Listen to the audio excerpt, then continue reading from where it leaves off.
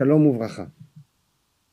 À la demande de la famille, je voudrais pour ce Chet Adar dire quelques mots sur le Rav Yaakov Philippe Cohn, Zecher Tzadik Livracha.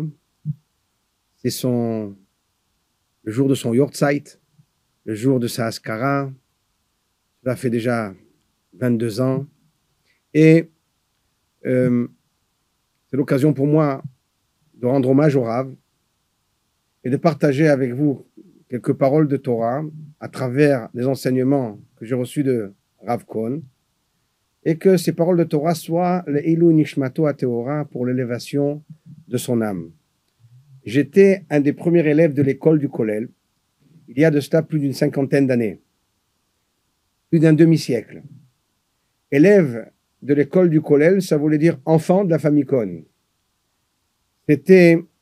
J'étais Ben Baït, on va dire je faisais membre de la famille, c'est-à-dire que je faisais les Sukkot, les Matzot avec Pessah, Shavuot, les fêtes, bien entendu Simchat Torah, et les Shabbatot, où je passais souvent Seuda Shlishit chez le Rav, puisque j'habitais à une demi-heure de l'école du Kollel. Je ne pouvais pas me permettre de rentrer chez moi et de revenir pour Arvit, donc j'étais souvent invité à Seuda Shlishit chez le Rav, et j'ai pu apprendre de là beaucoup de choses, voir et apprécier l'enseignement que le Rav m'a donné de manière directe ou indirecte. Bien sûr, je lui demandais conseil sur beaucoup de choses, mais c'est surtout son comportement qui m'a appris beaucoup. Madrasha de Bar Mitzvah, c'est le Rav qui me l'a écrite et préparée. Je m'en rappelle jusqu'à maintenant. Mon vort, officialisation de fiançailles, c'est bien sûr chez le Rav Cohn que je l'ai fait. Et mon épouse, eh bien, elle a étudié au séminaire de la Rabbanit Cohn. Donc, je fais partie Med in Cohn. C'est-à-dire que tout mon monde spirituel et mes bases spirituelles viennent de là-bas. Et donc, je voudrais essayer de vous faire partager en ce jour les quelques enseignements, comme je vous ai dit, que j'ai reçus. La porte de la famille Cohn était toujours ouverte. On pouvait aller demander conseil, on recevait toujours un conseil, une aide. Et la porte est toujours ouverte, et en fait, chez les Cohn, il n'y avait pas de porte. Il y avait le premier portail qui était toujours ouvert, au 43 chemin venant de Toulouse. On rentrait, il y avait un deuxième portail qui était fermé, mais pas à clé. À gauche, en bas, c'était le Kollel. À droite, c'était Ezrat Nashim, ou bien l'endroit où on pouvait faire du kiddush. Et lorsqu'on montait les escaliers, il n'y avait pas de porte. On était directement chez les Cohn. Ça veut dire qu'il n'était pas question de taper à la porte et qu'on ne nous ouvre pas. Il n'y avait pas de porte. On montait les escaliers, on était chez les Cohn.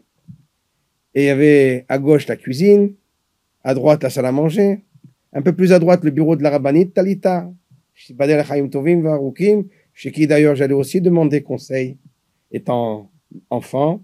Et après il y avait les chambres, et en haut encore au deuxième étage encore d'autres chambres. Voilà la maison du Rav Cohn.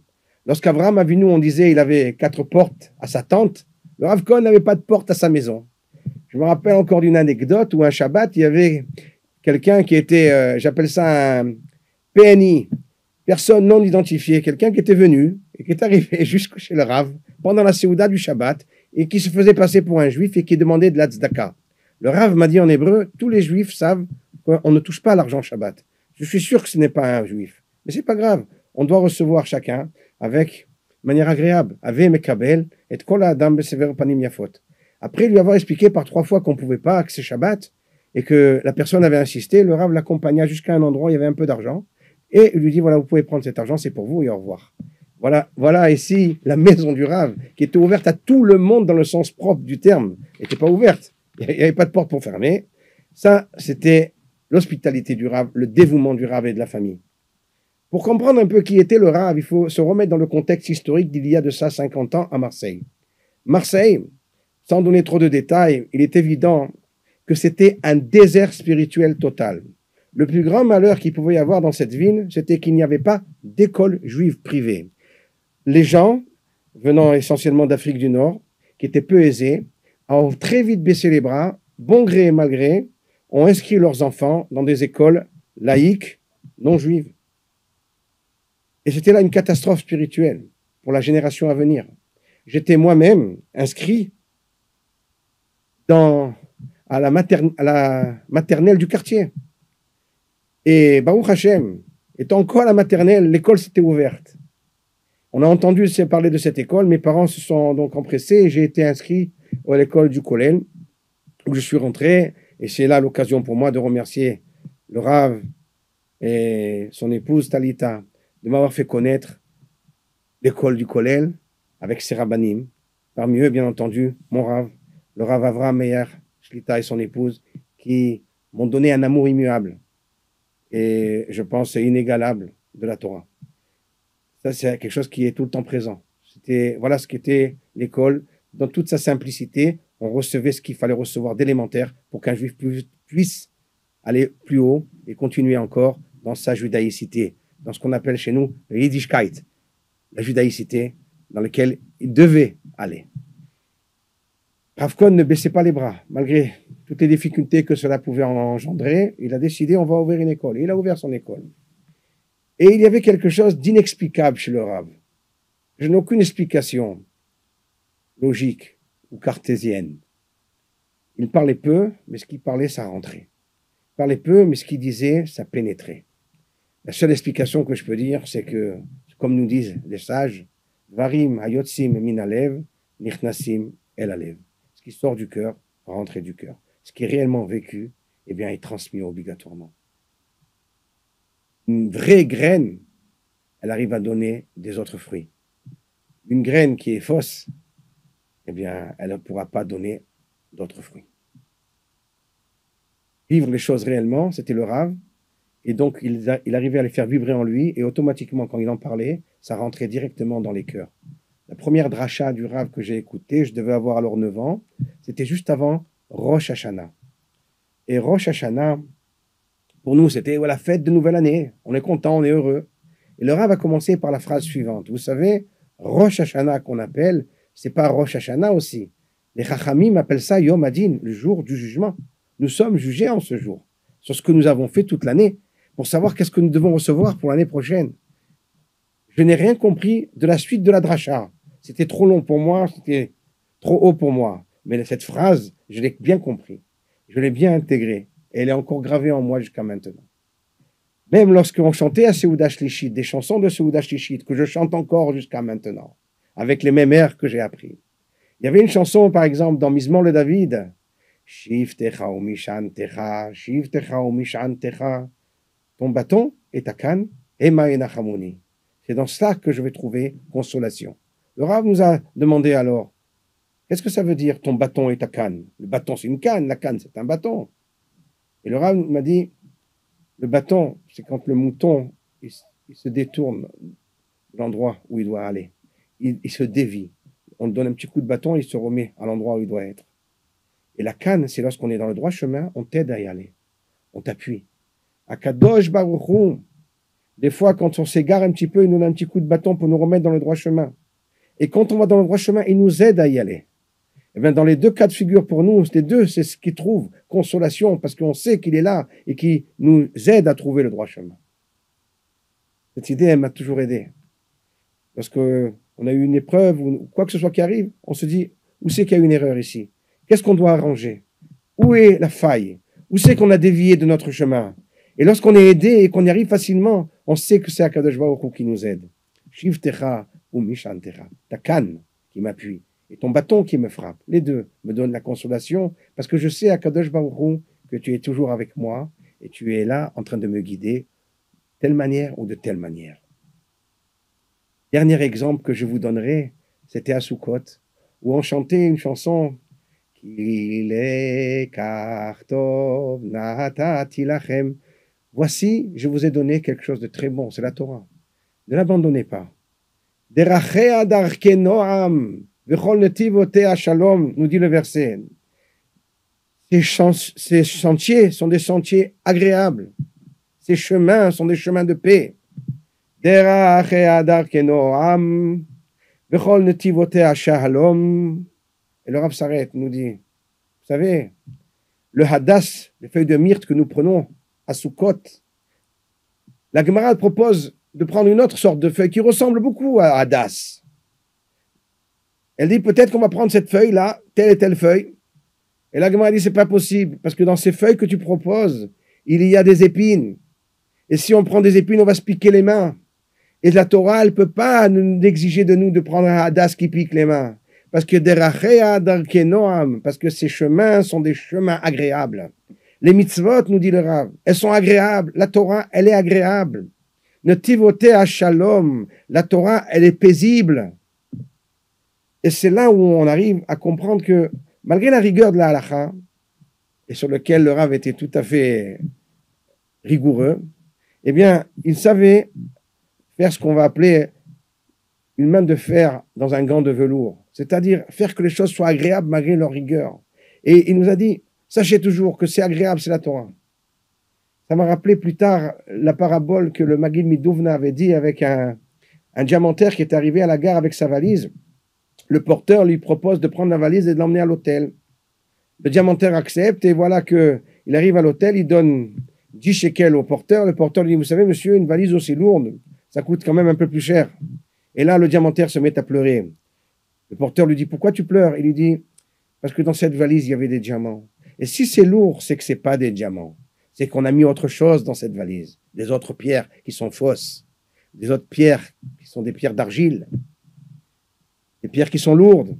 Et il dit le Maggid Miduvna, si tu portes et que c'est lourd, c'est que c'est pas de la Torah, tu t'es trompé d'adresse. C'est pas adapté, c'est pas approprié, c'est pas pour toi, c'est pas ça.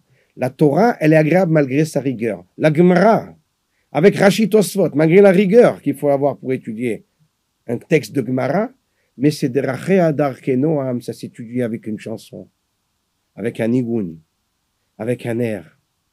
Omar Abba est une chanson.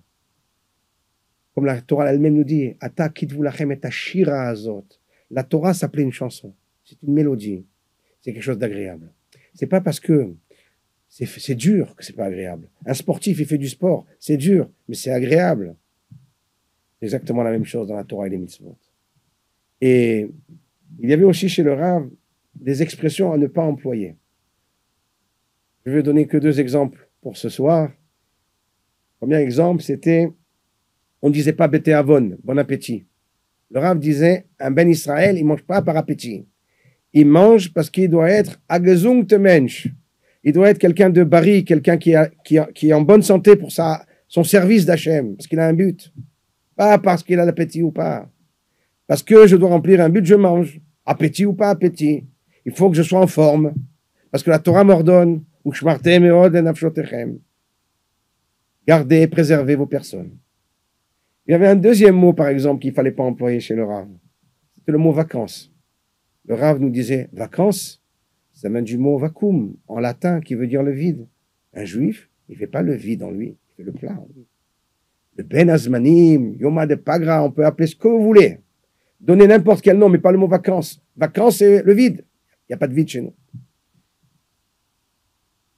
Il y avait aussi, dans cette rigueur, quelque chose d'extraordinaire, que le Rav a réussi, malgré l'entourage, tellement hostile, on va dire, malgré l'entourage qui n'était pas du tout comme lui, il a réussi à garder Torah et mitzvot comme il se doit, avec tout ce qu'il fallait, avec la rigueur qu'il se doit, et à transmettre ça à ses enfants.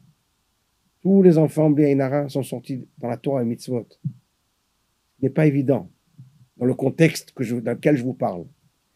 Ça, on pourra l'expliquer de plusieurs manières. Je vais vous donner la mienne. C'est ma théorie à moi. Le Rav Kohn avait une hashkafa broura, une vision de la vie claire. Il avait réfléchi avant, médité, quoi, qui, où et comment. Qu'est-ce qu'on fait, quand on le fait, comment on le fait. Tout était clair. Et les enfants, et parmi eux, donc moi-même, on se sentait en sécurité. On sentait une stabilité. On sentait une rigueur qui nous donnait un bien-être. On se sentait bien. Cette clarté des choses, ça c'est interdit, ça c'est permis. Il n'y avait pas de plus ou moins, peut-être que, non, il y avait une rigueur. Et ça lui donnait un respect tel que vous allez peut-être pas me croire, mais on était plus de 18 à table et il y avait le silence complet. C'est un silence, non pas de peur, non pas de crainte, mais c'est un silence de respect solennel. On aurait dit qu'à table, il n'y avait qu'une seule personne, le Rav Kohn. C'était le chef d'orchestre. C'était lui qui disait un Dvar Torah à chaque Seouda, peu importe si on était fatigué ou pas. S'il était fatigué ou pas, il y avait un Dvar Torah, un petit Dvar Torah, avec une chanson. Toujours une petite chanson à la fin. Dans la Seouda, tout le temps. Il recollait les deux morceaux. Et j'ai appris de ça une chose très intéressante. C'est qu'il y a la chokhma, la sagesse, et le regesh, et le sentiment. La sagesse, elle doit vibrer. Et on ne peut pas vibrer sans sagesse. Il faut un équilibre entre les deux. Et il a su donner les deux au compte-gouttes aux enfants. On ne pouvait pas écouter une dracha d'une heure, ni même d'un quart d'heure. Mais un petit Dvar Torah de quelques minutes, petite question, petite réponse, ça rentrait, on arrivait à être imbibé, à être imprégné. Et je me rappelais plus tard les propos du Rav Israël Salanter dans sa lettre qui disait on ne peut combattre le Yetzer Hara que lorsqu'on étudie le Saharat HaNefesh V'Rikshat HaRuach avec l'époustement de l'être, le Saharat Nefesh V'Rikshat HaRuach et la sensibilisation de l'esprit. C'est-à-dire il faut vibrer. Il a tout vibré chez le Rav. Tout vibré. Tout le monde connaît la Yirat Shamayim du Rav. Mais chez lui, tout vibré. Ces brachot, jamais j'ai pu voir le Rav faire une bracha chatoufa, une bracha vite. Toutes ces brachot, dans n'importe quel contexte que ce soit, étaient toujours pesées et mesurées, avec le même rythme.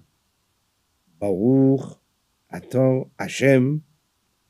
Chaque mot avait son pesant d'or. Le mot avait son poids. Baruch, Ata, Hashem, tout était pesé dans chaque bracha. Au début, lorsque j'ai écouté les kidouches du Rav, je me suis dit, tiens, c'est parce que bon, c'est le kidouche, c'est la parade du kidouche. On va voir après au dessert. Quand on va arriver au dessert, comment elle va être la bracha? La bracha, elle était la même chose.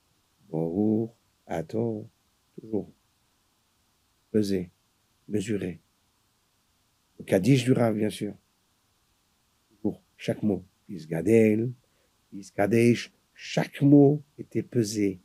Il y avait le poids du mot. Ce n'était pas pesant. C'était avec.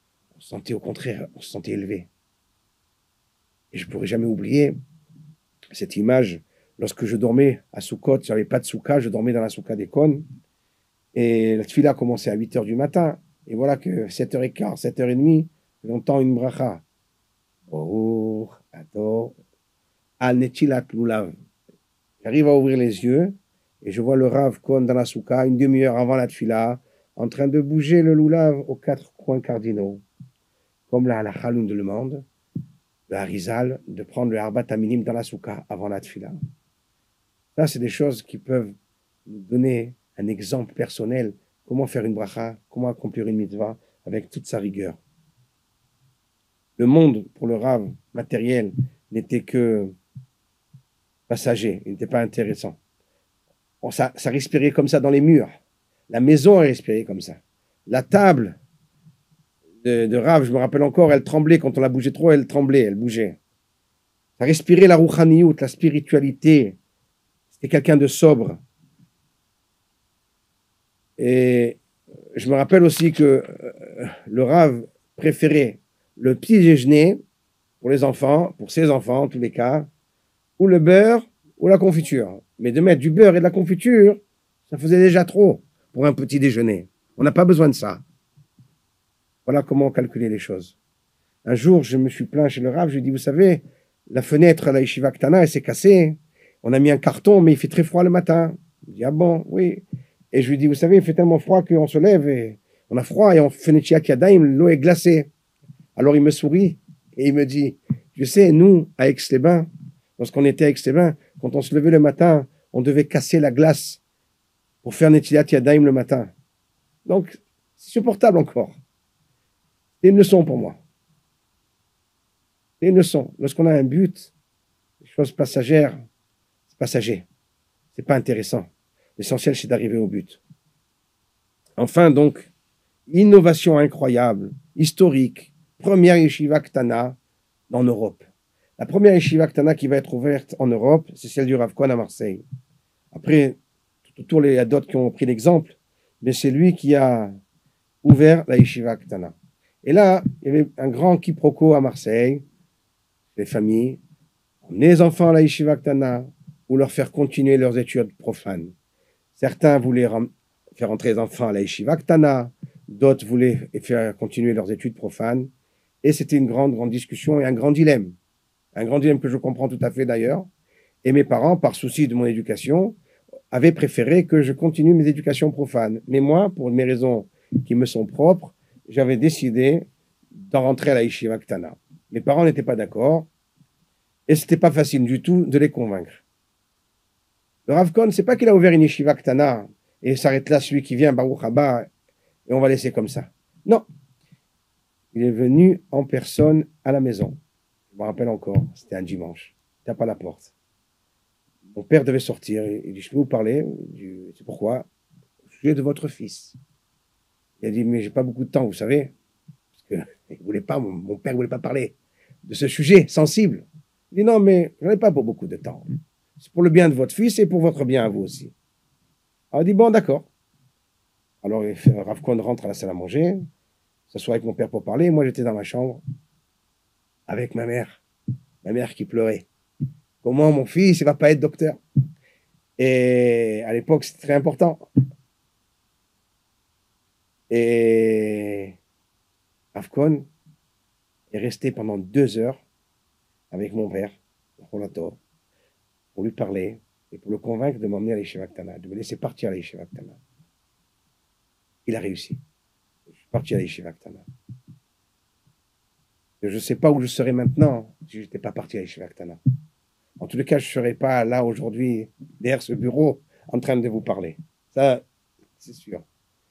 Ça, cette Messirut Nefesh, pour chaque Ben Israël, aller passer 2 heures pour convaincre quelqu'un, pour que son fils il va à l'Yeshiva Ktana pour étudier la Torah, hein, c'est pas donné à tout le monde. C'est le don de sa personne. Le don de sa personne. Un jour, je lui ai posé la question, Rav, comment vous avez fait? Comment vous faites pour venir et quitter Bnei Brak, le collège dans lequel vous étiez, l'étude dans laquelle vous avez, avec vos chavrutot, et vous venez à Marseille pour vous occuper de nous? Comment vous faites? Et la souris, il m'a dit, une autre fois je te répondrai, mais pas maintenant, une autre fois je te répondrai. Je n'ai pas encore eu la réponse, mais bon, j'imagine que c'est le don de soi, le don de sa personne par rapport à la gravité de la situation. Il fallait sauver ce qu'il y avait à sauver. J'étais à peine bar mitzvah, j'avais eu l'appendicite, j'étais hospitalisé, et qui c'est qui arrive après mon hospitalisation me rendre visite avec un sidour dans les mains comme cadeau? Le Rav Cohn, l'hôpital, il me rend visite. Ça m'a beaucoup marqué. Il devait avoir à l'époque, lui, 48 ans. Moi, 13 ans à peu près. Un Rav, cinquantaine d'années, il va rendre visite à un enfant, 13, 14 ans, parce qu'il est malade à l'hôpital. C'était quelque chose de Bikur Cholim chez lui aussi, c'était quelque chose de très, très fort. Et on se demande souvent comment le Rav a réussi dans cette éducation. J'ai posé la question tout à l'heure. Et je vous ai dit parce que pour lui, c'était clair, les choses étaient claires. La Hashkafat Chaim, la vision de la vie, la perception des choses était claire. Mais il y avait encore une autre chose. Il donnait l'importance à chacun. Rav Cohn, lorsqu'il donnait la main à quelqu'un, je me rappelle encore, il donnait toujours les 2 mains. Il attrapait la personne. Il avait une chaleur comme ça, qui était rare. Il aimait tout le monde, il appréciait tout le monde, il souriait à tout le monde. Et il donnait de l'importance à tout le monde. Malgré le niveau, malgré la situation, malgré... Vous savez, j'étais pas enfant facile à l'école. J'étais pas un élève facile à l'école. Peut-être que si on devait dire qu'est-ce que j'étais avant, on m'aurait dit que j'étais, comme on appelle aujourd'hui, un enfant qui est... comment ils appellent ça? Le mot ne me vient pas. Hyperactif. Peut-être. Mais je n'étais pas facile. Et plusieurs fois, j'ai failli même me faire envoyer de l'école à cause de mon comportement. Mais il n'y avait rien à voir avec l'amour qu'on me portait, avec l'importance qu'on me donnait. J'ai jamais senti qu'on m'a méprisé. J'ai senti que j'ai fait une bêtise et que je devais être puni. Mais ça s'arrêtait là. Par rapport, on était même déçus comment quelqu'un comme moi, j'ai fait une chose pareille. Et ça, c'est important parce que donner l'importance à l'enfant. Chaque enfant avait son importance. Chaque enfant avait sa place. Je vous donne un exemple. Il y avait un des enfants, je ne dirai pas le nom, tout petit, il devait avoir 7 ans, 8 ans. Il a, Shabbat matin, il s'est endormi, il est resté fatigué, il a dormi tard. Il s'est réveillé après la tfila. Enfant de 7 ans, 8 ans, nous, il n'est pas obligé d'arriver à la tfila. S'il arrive, il n'est pas obligé d'arriver à l'heure. Il s'est réveillé après la tfila. Et cet enfant a décidé, il est parti à la choule en bas, il a fait tout seul. Shacharit et Moussaf. Et nous, on était déjà à la Séouda, déjà. On était en train de commencer à manger, on était en train de manger. Et voilà que cet enfant arrive à table. Et tout le monde a souri, tout le monde a rigolé. Ah, maintenant tu arrives, oh, quel simcha, mais... Et le Rav, il a pris cet enfant, il a lancé son enfant, il a dit, Kola Kavod. C'est comme ça qu'il faut faire. Tu t'es levé en retard, tu t'es pas déstabilisé. Tu as fait Shacharit, tu as fait Moussaf, et tu es venu, même si tu es venu en retard, Kola Kavod. C'est bien, mon fils. Voilà. Ça, c'est important. Donc, donner l'importance à chacun. Et je pense aussi que la réussite du Rav Cohn dans ses projets, mis à part le fait qu'il écoutait les Gdolé Israël, bien entendu, il était dirigé par les grands d'Israël, comme le Rav Shar Zatzal, etc. Il y a aussi le fait qu'il était toujours entouré d'Avrichim. Il est venu avec un noyau, ça s'appelle une masse thermique. Il est venu avec un noyau d'Avrichim. Et ça donne une force parce que on était ensemble. On était une grande famille on s'auto-aidait. On pouvait mutuellement s'aider et c'était important ça. En conclusion, pour nous, si on veut tirer des enseignements de ce que je viens de vous transmettre, des plusieurs multiples facettes du Rav, ce jour de son Yortzeit, le Ilun Nishmato, on pourrait conclure le don de soi. Le don de soi pour le Ham Israël avec une grande hospitalité. Le don de soi, ça fait qu'on est combattant. Et être vrai avec soi-même pour pouvoir transmettre un message vrai. Ne pas donner trop d'importance à ce monde futile. Le Olam Hazé. Le Rav était rarement à la maison. Vendredi, là où il arrivait, et le Shabbat. Mais il a su, à travers le don de sa personne, il n'a pas dit je vais rentrer, je vais me reposer. Non, je vais rentrer, je vais m'occuper. Il a su être présent à la table Shabbat, donner de la rouchani, donner de la spiritualité. Et ça a fait que on arrive à faire quelque chose, on arrive à transmettre quelque chose, à élever quelque chose. Ah, et bien entendu, je voudrais conclure que derrière tout grand homme se cache une grande femme, la rabbinite Shalita, Badel Chaim Tovim Va'arukim. Il m'a aussi beaucoup conseillé, beaucoup aidé, à moi et à mon épouse. Et cette Messirut Nefesh, elle porte des fruits. Elle porte des fruits parce que on peut voir maintenant, un après les autres, les élèves du collège qui sont sortis, Talmidei Chachamim, Tzadikim, des maisons de Torah, et des maisons de Yirat Shamayim, et tout ça, il y a Mer Lisruto, de Moreinu Rabbeinu, Rav Yaakov, Philippe Cohn, Zecher Tzadik Livracha, Lechaya Olam Haba, et que Tiye Nishmato Tzrura Bitzrora Chaim, Amen, Ken Yeratzon.